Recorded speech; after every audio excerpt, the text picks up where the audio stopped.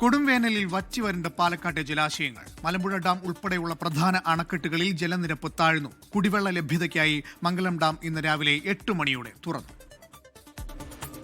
വേനൽ കടുത്തതോടെ പാലക്കാട് ജില്ലയിലെ മിക്കയിടങ്ങളിലും കുടിവെള്ളക്ഷാമം രൂക്ഷമാണ്. പ്രധാനമായും കിഴക്കൻ മേഖലകളിലാണ് ജലക്ഷാമം രൂക്ഷമായുള്ളത്.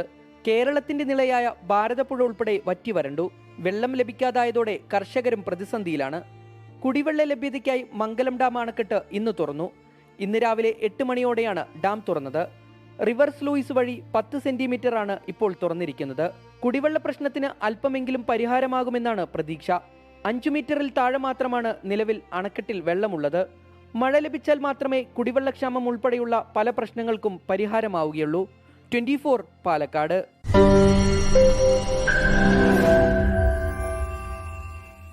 ലോകത്തെവിടെയായാലും ഏത് സമയത്തും 24 വാർത്തകളും ഓഗ്മെന്റഡ് റിയാലിറ്റി പാക്കേജുകളും എക്സ്പ്ലെയിനറുകളും വിശദമായി കാണാൻ ഞങ്ങളുടെ യൂട്യൂബ് ചാനൽ നിങ്ങൾക്ക് സബ്സ്ക്രൈബ് ചെയ്യാം.